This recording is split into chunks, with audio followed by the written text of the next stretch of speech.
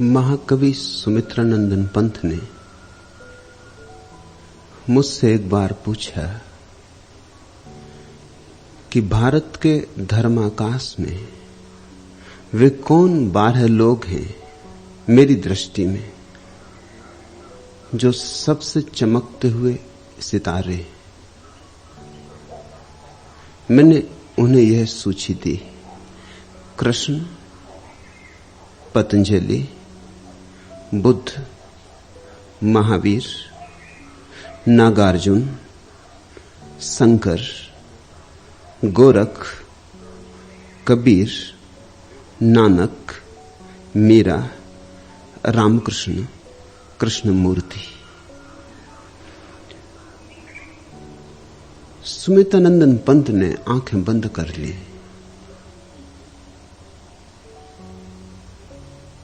सोच में पड़ गए।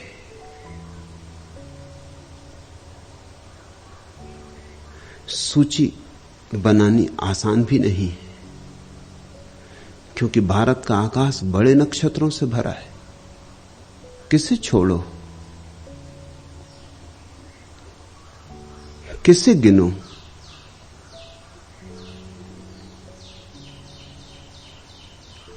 वे प्यारे व्यक्ति थे, अति कोमल, अति माधुर्यपूर्ण स्त्री। वृद्धावस्था तक भी उनके चेहरे पर वैसी ही ताजगी बनी रही जैसी बनी रहनी चाहिए। वे सुंदर से सुंदरतर होते गए थे। मैं उनके चेहरे पर आते जाते भाव पढ़ने लगा। उन्हें अड़चन भी हुई थी। कुछ नाम जो स्वभावतः होने चाहिए थे नहीं थे। राम का नाम नहीं था। उन्होंने आंख खोली और उसने कहा, राम का नाम छोड़ दिया है आपने। मैंने कहा, मुझे 12 की ही सुविधा हो चुनने की, तो बहुत नाम छोड़ने पड़े। फिर मैंने 12 नाम ऐसे चुने हैं जिनकी कुछ मौलिक देन है। राम की कोई मौलिक देन नहीं है, कृष्ण की मौलिक देन है। इसलिए हिंदुओं ने भी उन्हें पूर्णावतार नहीं कहा। उन्होंने फिर मुझसे पूछा, तो फिर ऐसा करें 7 नाम मुझे दें। अब बात और कठिन हो गई थी। मैंने उन्हें 7 नाम दिए: कृष्ण, पतंजलि, बुद्ध, महावीर, शंकर, गोरख, कबीर। उन्होंने कहा, आपने जो 5 छोड़े, अब किस आधार पर छोड़े? मैंने कहा, नागार्जुन बुद्ध में समाहित थे। जो बुद्ध में बीज रूप था उसी को नागार्जुन ने प्रकट किया है। नागार्जुन छोड़े जा सकते हैं। और जब बचाने की बात हो तो वृक्ष छोड़े जा सकते हैं, बीज नहीं छोड़े जा सकते, क्योंकि बीजों से फिर वृक्ष हो जाएंगे, नए वृक्ष हो जाएंगे। जहां बुद्ध पैदा होंगे वहां सैकड़ों नागार्जुन पैदा हो जाएंगे, लेकिन कोई नागार्जुन बुद्ध को पैदा नहीं कर सकता। बुद्ध तो गंगोत्री है, नागार्जुन तो फिर गंगा के रास्ते पर आए हुए एक तीर्थ स्थल हैं, प्यारे, मगर अगर छोड़ना हो तो तीर्थ स्थल छोड़े जा सकते हैं, गंगोत्री नहीं छोड़ी जा सकती। ऐसे ही कृष्णमूर्ति भी बुद्ध में समा जाते हैं। कृष्णमूर्ति बुद्ध का नवीनतम संस्करण है, नूतनतम, आज की भाषा में। पर भाषा का ही भेद है। बुद्ध का जो परम सूत्र था, अप्पो दीपो भव, कृष्णमूर्ति बस उसकी ही व्याख्या है, एक सूत्र की व्याख्या, गहन, गंभीर, अति विस्तीर्ण, अति महत्वपूर्ण। पर अपने दीपक स्वयं बनो, अप्प दीपो भव, इसकी ही व्याख्या है। यह बुद्ध का अंतिम वचन था इस पृथ्वी पर। शरीर छोड़ने के पहले यह उन्होंने सार सूत्र कहा था। जैसे सारे जीवन की संपदा को, सारे जीवन के अनुभव को इस एक छोटे से सूत्र में समाहित कर दिया था। रामकृष्ण कृष्ण में सरलता से लीन हो जाते, मीरा नानक कबीर में लीन हो जाते। जैसे कबीर की ही शाखाएं, जैसे कबीर में जो इकट्ठा था वह आधा नानक में प्रकट हुआ है और आधा मीरा में। नानक में कबीर का पुरुष रूप प्रकट हुआ है। इसलिए सिख धर्म अगर क्षत्रिय का धर्म हो गया, योद्धा का, तो आश्चर्य नहीं है। मीरा में कबीर का स्त्रीण रूप प्रकट हुआ है। इसलिए सारा माधुरी, सारी सुगंध, सारा सुवास, सारा संगीत मीरा के पैरों में घुंघरू बन के बजा है। मीरा के इकतारे पर कबीर की नारी गाई है। नानक में कबीर का पुरुष बोला है। दोनों कबीर में समाहित हो जाते। इस तरह मैंने कहा, मैंने ये 7 की सूची बनाई।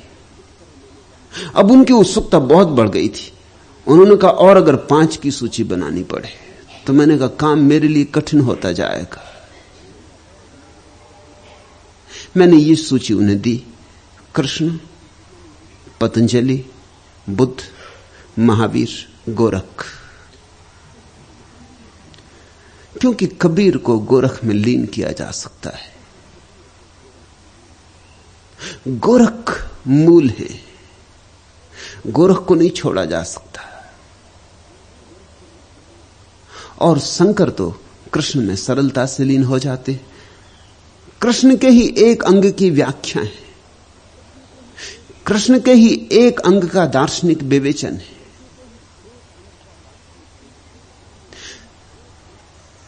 तब तो वे बोले बस एक बार और, अगर 4 ही रखने हो।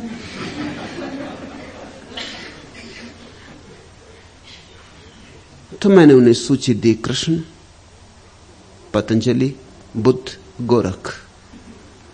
क्योंकि महावीर बुद्ध से बहुत भिन्न नहीं है, थोड़े ही भिन्न है, जरा सा ही भेद है, वह भी अभिव्यक्ति का भेद है। बुद्ध की महिमा में महावीर की महिमा लीन हो सकती है।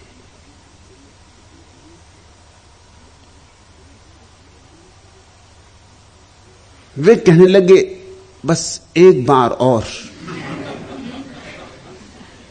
आप 3 व्यक्ति चुने। मैंने कहा अब असंभव है, अब इन 4 में से मैं किसी को भी छोड़ ना सकूंगा। फिर मैंने उन्हें कहा जैसे 4 दिशाएं, ऐसे ये 4 व्यक्तित्व हैं। जैसे काल और क्षेत्र के 4 आयाम हैं, ऐसे ये 4 आयाम हैं। जैसे परमात्मा की हमने 4 भुजाएं सोची हैं, ऐसी ये 4 भुजाएं हैं। ऐसे तो एक ही है, लेकिन उस एक की 4 भुजाएं हैं। अब इनमें से कुछ छोड़ना तो हाथ काटने जैसा होगा, यह मैं न कर सकूंगा। अभी तक मैं आपकी बात मान के चलता रहा, संख्या कम करता चला गया, क्योंकि अभी तक जो अलग करना पड़ा वह वस्त्र था, अब अंग तोड़ने पड़ेंगे। अंग भंग मैं ना कर सकूंगा, ऐसी हिंसा आप ना करवाएं। वे कहने लगे, कुछ प्रश्न उठ गए। एक तो ये कि आप महावीर को छोड़ सके, गोरख को नहीं। गोरख को नहीं छोड़ सकता हूं, क्योंकि गोरख से इस देश में एक नया ही सूत्रपात हुआ, महावीर से कोई नया सूत्रपात नहीं हुआ। वे अपूर्व पुरुष हैं। मगर जो सदियों से कहा गया था, उनके पहले जो 23 जैन तीर्थंकर कह चुके थे, उसकी ही पुनरुक्ति है। वे किसी यात्रा का प्रारंभ नहीं है, वे किसी नई श्रृंखला की पहली कड़ी नहीं, बल्कि अंतिम कड़ी है। गोरख एक श्रृंखला की पहली कड़ी, उनसे एक नए प्रकार के धर्म का जन्म हुआ, आविर्भाव हुआ। गोरख के बिना न तो कबीर हो सकते, न नानक हो सकते, न दादू, न वाजिद, न फरीद, न मीरा। गोरख के बिना ये कोई भी ना हो सकेंगे। इन सबके मौलिक आधार गोरख में। फिर मंदिर बहुत ऊंचा उठा, मंदिर पर बड़े स्वर्ण कलश चढ़े, लेकिन नींव का पत्थर है। और स्वर्ण कलश दूर से दिखाई पड़ते हो, लेकिन नींव के पत्थर से ज्यादा मूल्यवान नहीं हो सकते। और नींव के पत्थर किसी को दिखाई भी नहीं पड़ते, मगर उन्हीं पत्थरों पर टिकी होती है सारी व्यवस्था, सारी भित्तियां, सारे शिखरों की पूजा होती। बुनियाद के पत्थरों को तो लोग भूल ही जाते, ऐसे ही गोरख भी भूल गए। लेकिन भारत की सारी संत परंपरा गोरख की ऋणी है। जैसे पतंजलि के बिना भारत में योग की कोई संभावना न रह जाएगी,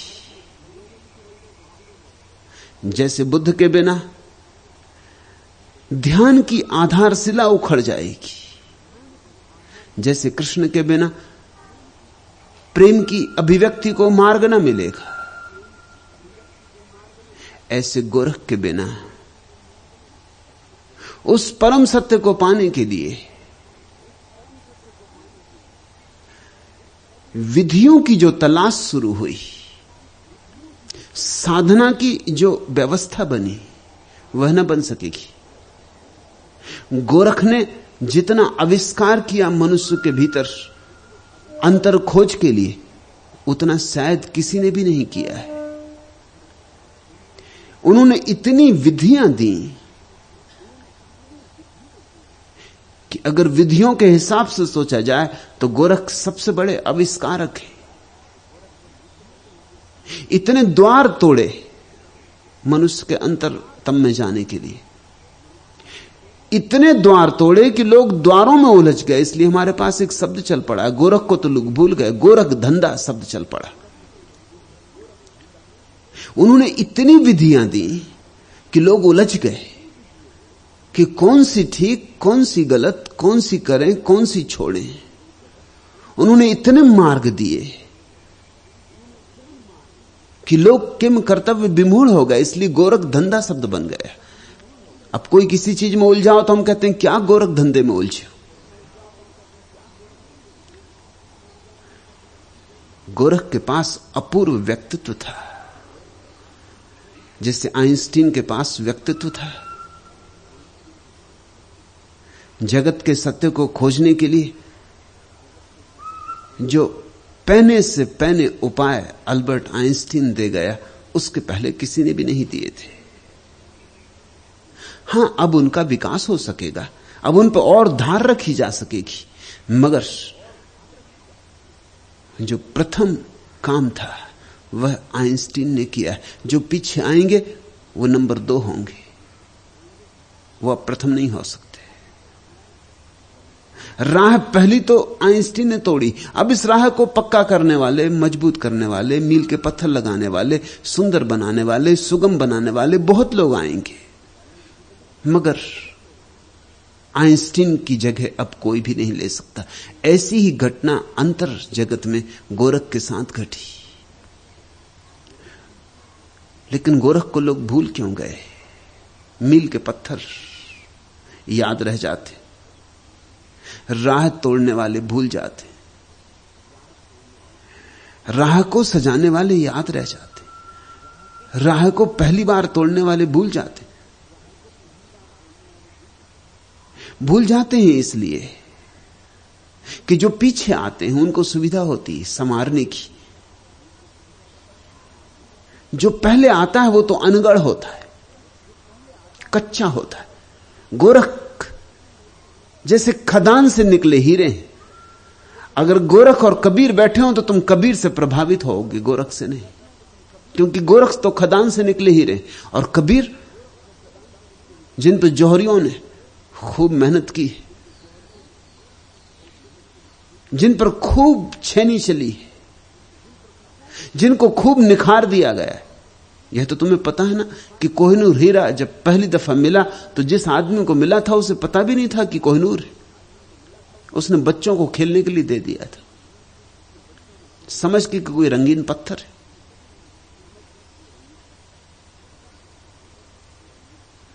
गरीब आदमी था, उसके खेत से बहती हुई एक छोटी सी नदी की धार में कोहिनूर मिला था।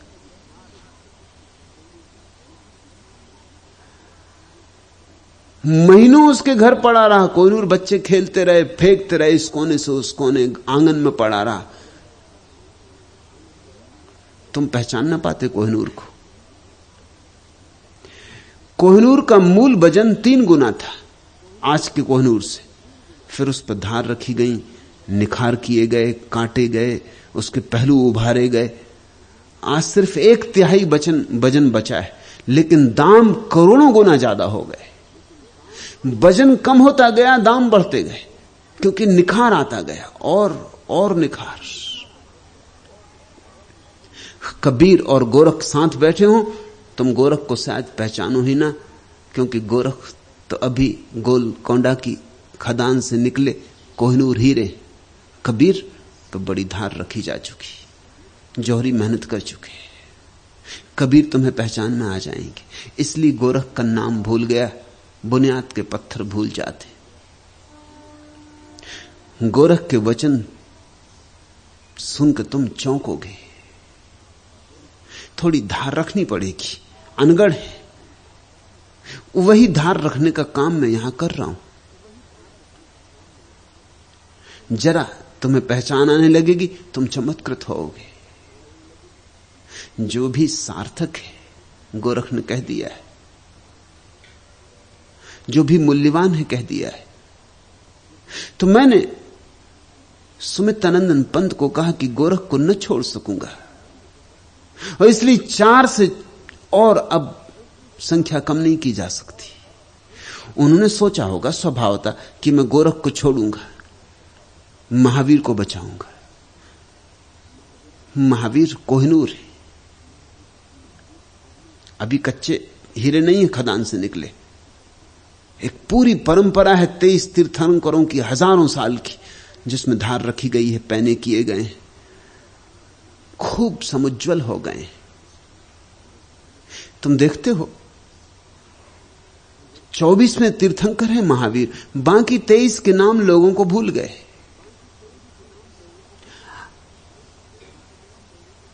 जो जैन नहीं है वो तो 23 के नाम गिना ही ना सकेंगे, और जो जैन है वो भी 23 का नाम क्रमबद्ध रूप से ना गिना सकेंगे, उनसे भी भूल चूक हो जाएगी। महावीर तो अंतिम है। मंदिर का कलश, मंदिर के कलश याद रह जाते, फिर उनकी चर्चा होती रहती। बुनियाद के पत्थरों की कौन चर्चा करता है? आज हम बुनियाद के एक पत्थर की बात शुरू करते। इस पर पूरा भवन खड़ा है भारत के संत साहित्य का। इस एक व्यक्ति पर सब दारमदार है।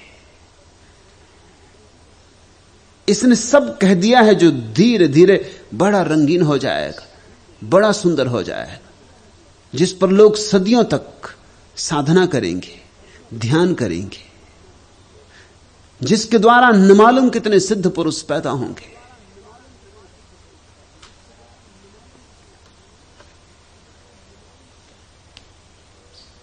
मरो हे जोगी मरो, ऐसा अद्भुत वचन। कहते हैं मर जाओ, मिट जाओ, बिल्कुल मिट जाओ। मरो वे जोगी मरो, मरो मरण है मीठा। क्योंकि मृत्यु से ज्यादा मीठी और कोई चीज इस जगत में नहीं। तिस मरणी मरो, और ऐसी मृत्यु मरो जिस मरणी गोरख मरी दीठा। जिस तरह से मर के गोरख को दर्शन उपलब्ध हुआ, ऐसे ही तुम भी मर जाओ और दर्शन को उपलब्ध हो जाओ।